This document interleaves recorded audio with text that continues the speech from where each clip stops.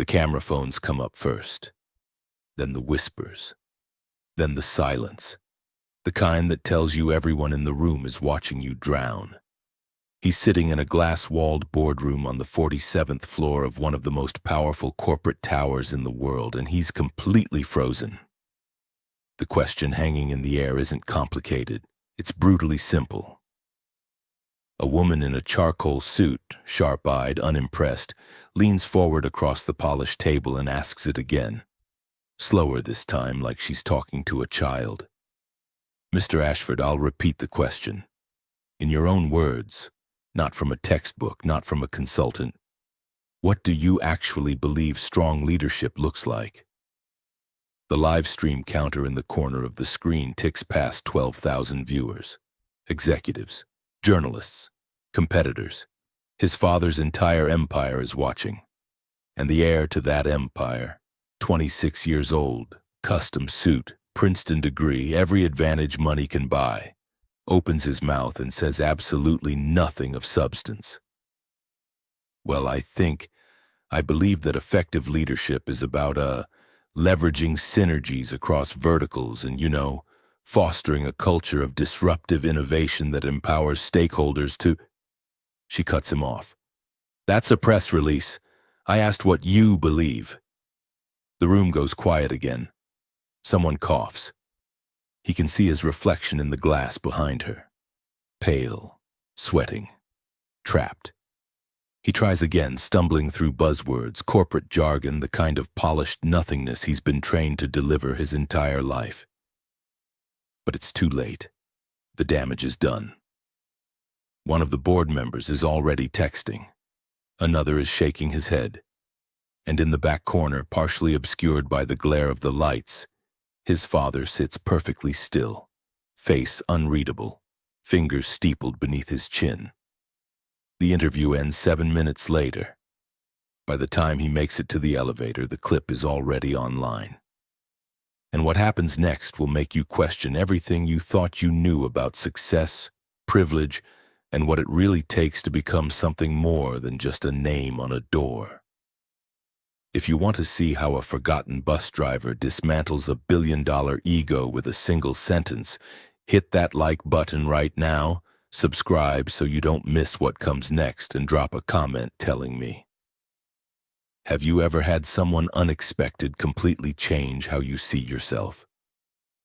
Because this story is about to take a turn nobody saw coming. 4 million views in 6 hours. The caption writes itself. Billionaire heir can't answer basic question, nepotism exposed. The comments are vicious. Memes spread faster than wildfire. A late-night host plays the clip and pauses on his face mid-stutter. The audience roars. He becomes a punchline before dinner time.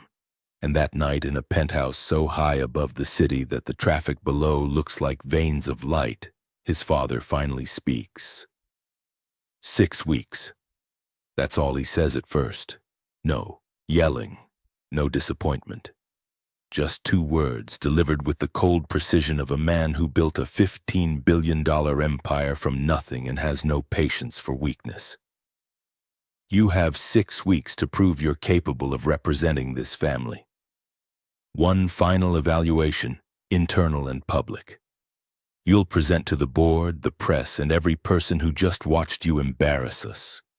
You'll write an essay on leadership legacy. You'll answer questions, and this time, you'll have something real to say. He pauses, takes a sip of scotch, and sets the glass down with a deliberate clink. Pass, and you take your seat at the table. Fail, and I pull your trust fund, your title, and your name from every door in this company. You'll have nothing. Do you understand? The son nods. What else can he do? But here's the thing no one knows yet. Not the board, not the journalists, not even his father. The real problem isn't that he failed the interview. The real problem is that he doesn't actually know how to think. He's been groomed, polished, and packaged his entire life. Private tutors, Ivy League, executive coaching, media training. He's memorized every strategy, every framework, every leadership model ever published.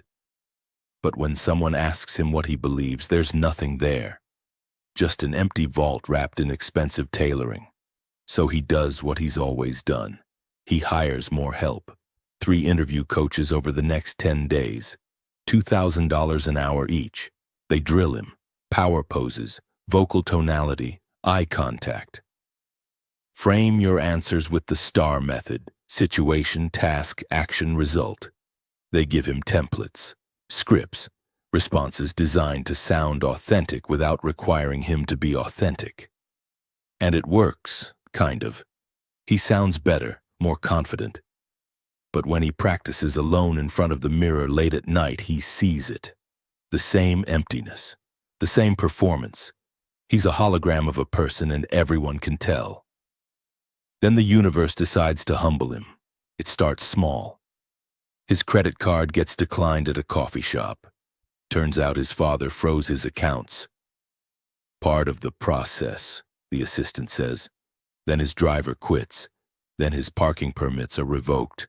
Unpaid tickets his team used to handle. Suddenly, for the first time in his life, the golden child of a billionaire empire has to figure out how normal people move through the world. Which is how, on a cold Tuesday morning 3 weeks before his final evaluation, he ends up standing at a city bus stop, hood pulled low, praying no one recognizes him. The number 47 pulls up with a hydraulic hiss. The doors fold open. He hesitates, then steps inside. It smells like disinfectant and rain.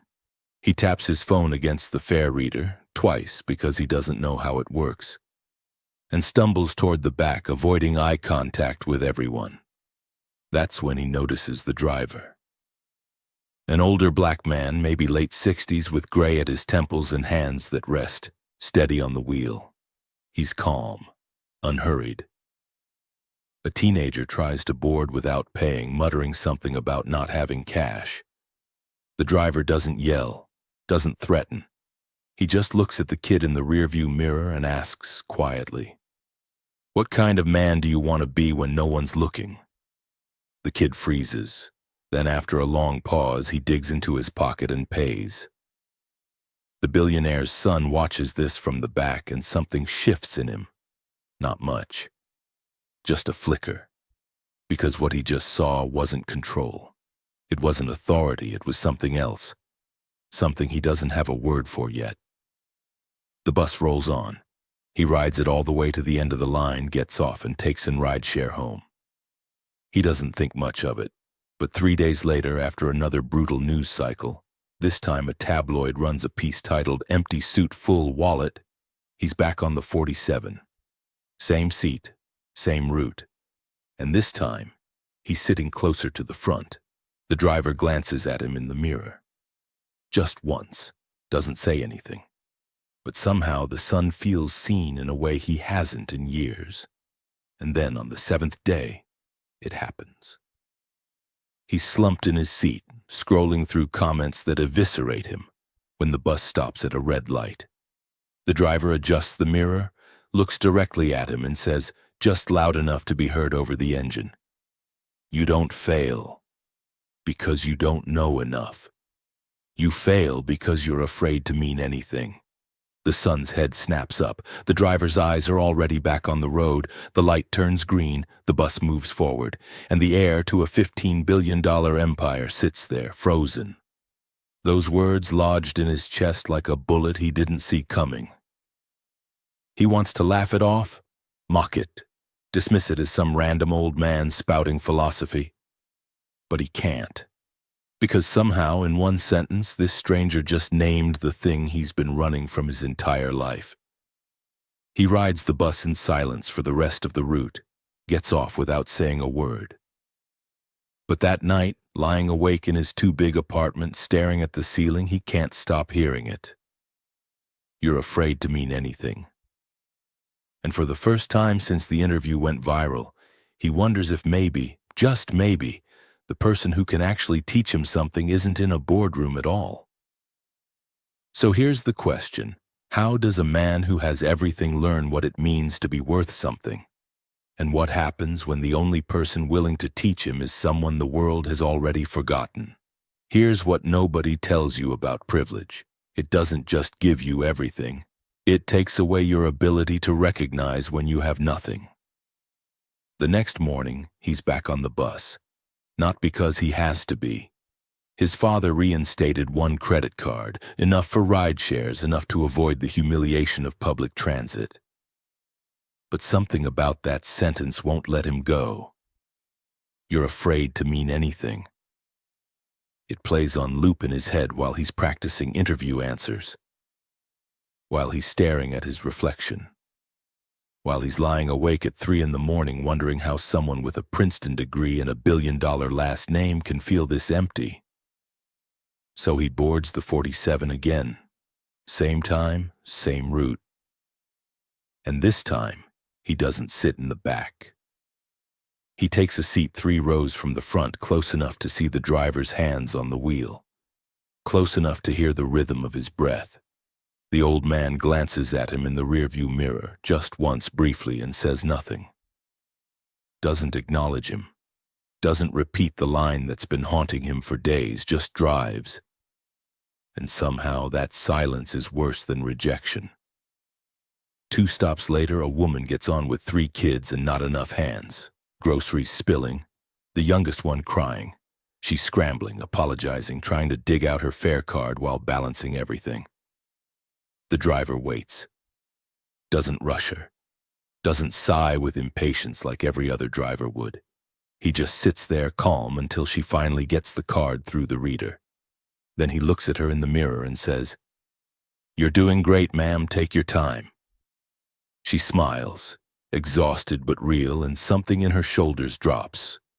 Relief. The son watches this and realizes he's never once in his life made someone feel seen like that. Not genuinely. Every compliment he's ever given was strategic. Every conversation was transactional. He's 26 years old and he doesn't know how to connect with another human being without an agenda. The bus reaches the end of the line. He gets off. Doesn't say a word. But the next day he's back again. And the day after that. And the day after that.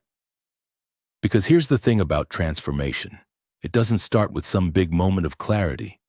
It starts with showing up when you don't have to, in a place where no one expects you, to learn from someone who owes you nothing. A week goes by. The driver still hasn't acknowledged him beyond that first sentence. But the son keeps watching, keeps noticing.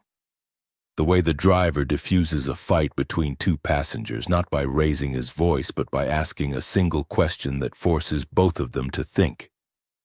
The way he remembers the names of regulars, the way he'll wait an extra 10 seconds at a stop if he sees someone running for the bus, even when he's behind schedule. It's not flashy. It's not powerful in the way the son understands power. But it's something. Something real. Something that makes people feel like they matter. And then, on the 10th day, the son finally works up the courage to speak. The bus is nearly empty. Late morning route, just a handful of passengers scattered in the back. He moves up to the seat directly behind the driver and clears his throat. "What did you mean by that?" The driver doesn't turn around, just keeps his eyes on the road. "By what?" "What you said, about being afraid to mean anything." For a long moment, there's only the sound of the engine and the hiss of the brakes at a red light. Then the driver speaks, still not looking at him. "If you don't know, I can't tell you." The son feels heat rise in his chest, frustration. "That's not an answer." "No," the driver says calmly. "It's a mirror." The light turns green. The bus rolls forward, and the son sits there, stung, realizing he just got dismissed by someone who probably makes $30,000 a year. He doesn't come back for 2 days, but on the 3rd day, he's there again. Because the evaluation is 3 weeks away now, and every practice session with his coaches feels more hollow than the last. They're teaching him how to sound like a leader. But he still doesn't know what a leader actually is. This time he doesn't ask questions, he just listens. He listens to the way the driver talks to people, not at them, not down to them, with them.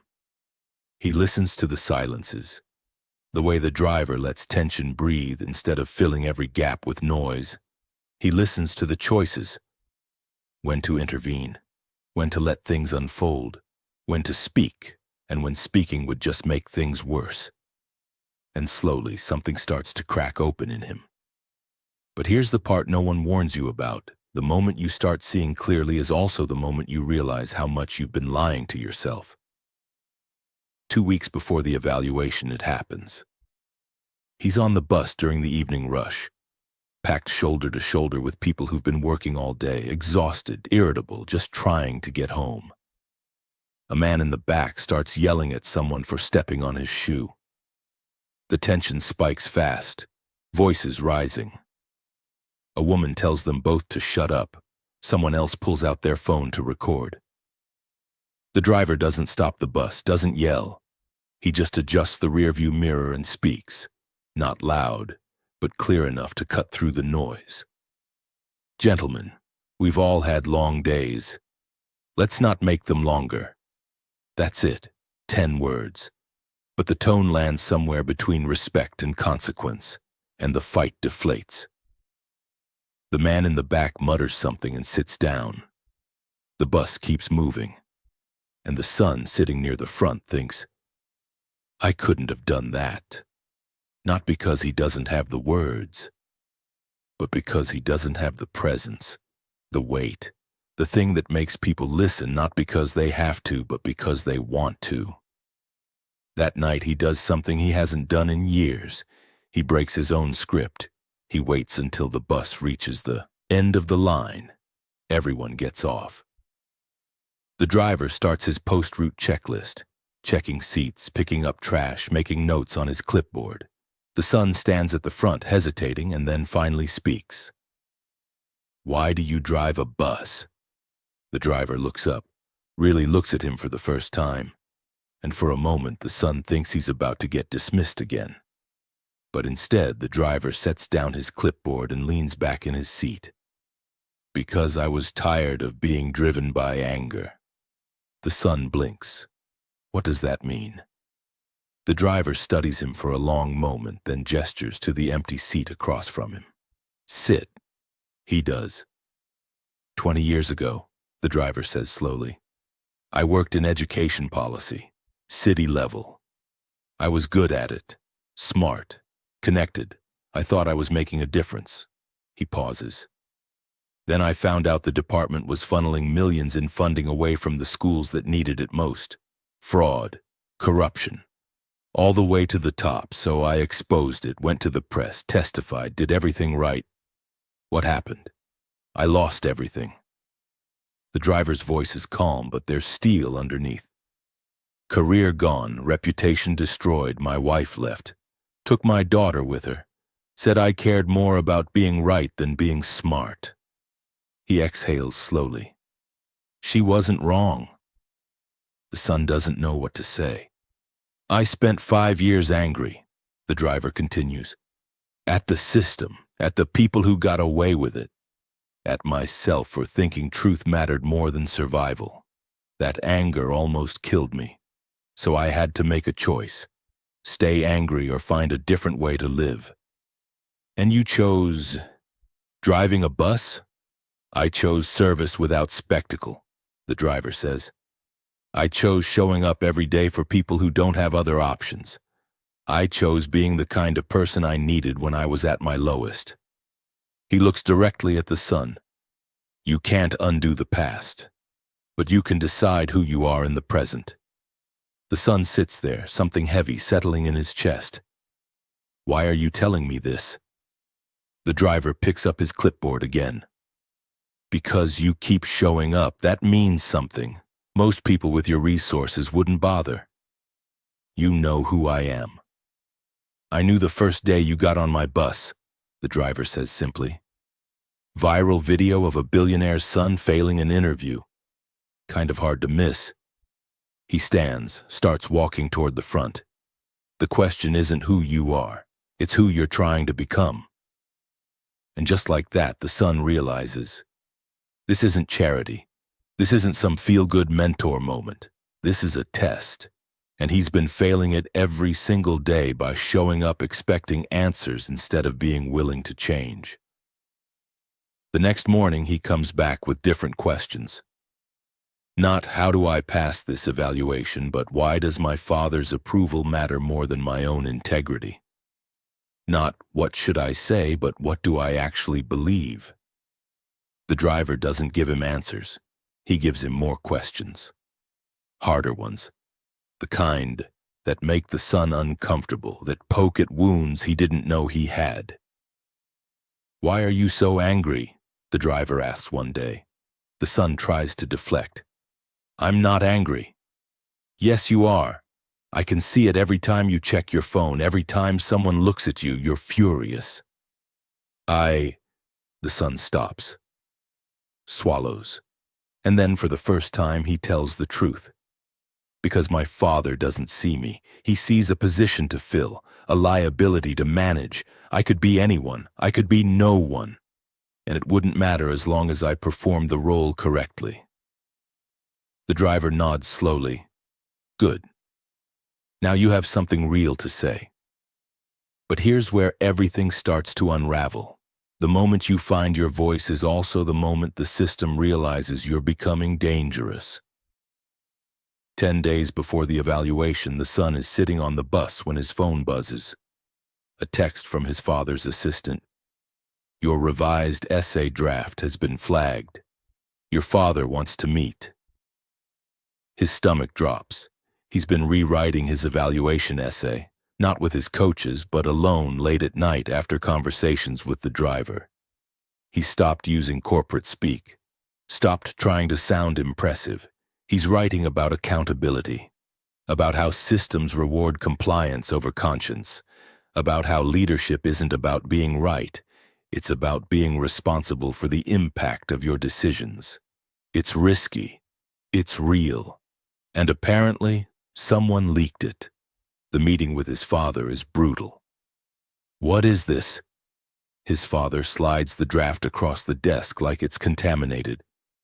You're supposed to be proving you're ready to lead, and you're writing a manifesto about how broken the system is. It's the truth. The truth? His father laughs, sharp, cold. The truth doesn't build empires. Strategy does. Discipline does. You think any of those board members want to hear about your moral awakening? Maybe they should. His father stands. You have 9 days. Rewrite this, make it acceptable, or don't bother showing up. The son leaves that office shaking, not with fear but with rage. Because for the first time in his life, he realizes his father isn't disappointed in his failure. His father is threatened by his honesty. He boards the bus that afternoon and tells the driver everything. I don't know what to do, he says, voice cracking. If I write what they want, I pass the evaluation but stay empty. If I write what I believe, I lose everything. The driver is quiet for a long time. Then he says, What do you think I should have done when I found that corruption? You exposed it, and I lost everything. But you were right. Being right doesn't pay rent, the driver says evenly. Doesn't rebuild relationships. Doesn't undo consequences. You think I don't wonder sometimes if staying silent would have been easier? Do you regret it? The driver looks at him in the mirror. Every single day. And I'd do it again. Because here's the truth that no one tells you. Integrity isn't some grand, heroic choice. It's 1,000 small, painful decisions to keep choosing the harder path even when no one's watching and nothing's guaranteed. 7 days before the evaluation, everything falls apart. The driver doesn't show up for his morning shift. A replacement driver, younger, distracted, takes the route instead. The son waits, checks the schedule. The next day, same thing, different driver. On the 3rd day, he finally asks, What happened to Marcus? The replacement driver shrugs. Suspended, some complaint came in. HR's investigating. The son's blood goes cold. What kind of complaint? Don't know. Something about overstepping boundaries, inappropriate conduct. He gets off the bus 2 stops early and calls the transit authority. They won't tell him anything. Privacy policy. He calls 3 more times. Nothing. Finally, he searches public records and finds an address. And this is where the story pivots. Because the son realizes that the person who taught him about accountability is now being punished for it. And the only person who can save him is the one who's been too afraid to speak up his entire life. The driver's apartment is small, 3rd floor walk-up in a neighborhood the son's never been to. He knocks. No answer. Knocks again. Finally, the door opens. Marcus looks older somehow. Tired. "You shouldn't be here," he says quietly. "What happened?" Marcus leans against the doorframe. "Someone filed a complaint, said I was engaging in political discussions with passengers, overstepping my role. They suspended me pending investigation." "That's insane. You didn't do anything wrong." "Doesn't matter. The complaint exists. That's enough." Marcus looks at him carefully. "You were seen talking to me, multiple times. Someone noticed. Someone cared enough to report it." The son feels sick, and this is because of me. "This is because systems protect themselves," Marcus corrects. "You were just the trigger." "I can fix this. I'll call my father. No." Marcus's voice is firm. "You don't owe me anything. I knew the risks." "But you're being punished for helping me." "I'm being punished for being someone who makes people uncomfortable," Marcus says. "It's not the first time. Won't be the last." He starts to close the door. "You've got an evaluation in less than a week. Focus on that." "I can't just—" "Yes, you can." Marcus meets his eyes. "I've been punished before. I survived. The question is, will you?" The door closes. The son stands in the hallway, hands shaking, mind racing. Because Marcus is right. He has a choice. Walk into that evaluation, give them what they want, and secure his inheritance. Or tell the truth about Marcus, about the system, about everything, and lose it all.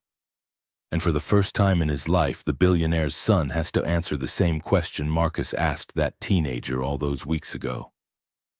What kind of man do you want to be when no one's looking? 5 days until the evaluation. The essay is due in 72 hours. His father is waiting for the revised draft. The board is watching. The world is watching.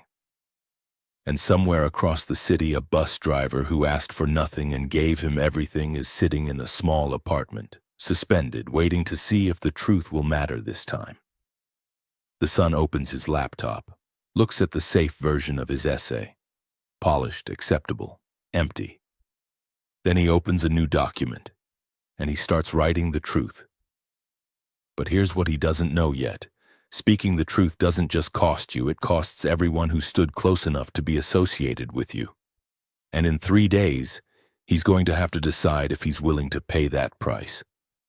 Or if he'll do what everyone expects him to do, stay silent, stay safe, and stay empty forever. The question that keeps him awake for the next 72 hours isn't whether he can tell the truth. It's whether he's willing to watch everyone else pay for it. The essay is finished. Not the safe one. Not the version his coaches would approve or his father would accept. The real one. 3,000 words about complicity, about systems that reward obedience over integrity, about how he was trained to win without ever understanding what victory actually costs. It names the things no one in that boardroom wants named. And buried in the middle, careful but unmistakable, is the story of a bus driver who taught him more about leadership in 3 weeks than a lifetime of privilege ever could. He sends it to the evaluation committee at 11:58 p.m., 2 minutes before the deadline, and immediately wants to take it back. But you can't unsend the truth. It's out there now, permanent. His phone rings at 6 a.m. His father. He doesn't answer. 3 more calls, then a text. My office. Now. The meeting is exactly what he expects. His father standing by the window, back turned, the essay printed out on the desk between them like evidence at a crime scene. When he finally speaks, his voice is so controlled it's almost a whisper. I gave you one job. Pass the evaluation. Prove you could represent this family with dignity. And instead, you wrote this. He turns around, and for the first time the son sees something other than disappointment in his father's eyes. He sees fear. Do you have any idea what you've done? I told the truth. You committed career suicide, his father snaps. And worse, you dragged some nobody bus driver into it. You made this personal. You made it a story. Now every journalist in the city is going to dig into who this man is, why you were talking to him, what agenda he might have had. You didn't just risk your own future, you painted a target on his back. The son feels the words land like stones in his chest because his father is right. He didn't just tell his own story. He told Marcus's. And Marcus never asked for that. I can fix this, his father continues, voice shifting into negotiation mode. We pull the essay. Claim it was submitted by mistake. You walk into that auditorium tomorrow, deliver the speech I have my team writing right now. And this all goes away. The evaluation, the board, your future, all of it, back on track. And Marcus, the bus driver? His father waves a hand dismissively. I'll make some calls, get the suspension dropped, a quiet resolution, everyone moves on. It's the perfect exit, the easy path. The survival instinct screaming in his head is begging him to take it. But then he remembers Marcus sitting in that small apartment, exhausted, saying, I've been punished before, I survived. The question is, will you? No, the son says quietly. His father goes very still. What did you say? I said no. The son stands up, legs shaking but voice steady. I'm not pulling the essay. I'm not reading your speech. Tomorrow I'm going to walk into that auditorium and tell the truth. His father stares at him for a long, terrible moment. Then he picks up his phone, presses a button, and speaks into it without breaking eye contact. Remove him from the inheritance documents. Effective immediately. He ends the call. You just lost everything. I hope your principles keep you warm at night. The son walks out of that office and doesn't look back.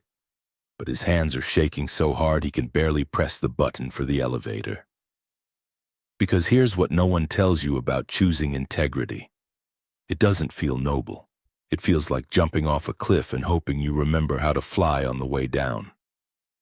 The next morning he wakes up in his apartment, which won't be his apartment much longer, and puts on the same suit he wore for that first viral interview.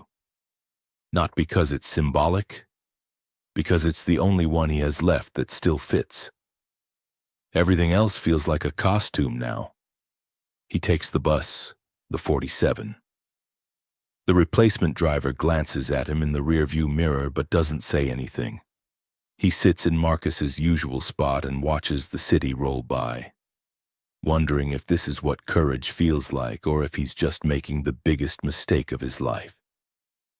The auditorium is packed, press in the back, board members in the front row, executives lining the walls, his father sitting dead center, face carved from stone. The lights are hot, the cameras are rolling. Somewhere in the back someone laughs, probably at a meme about him, probably shared in real time.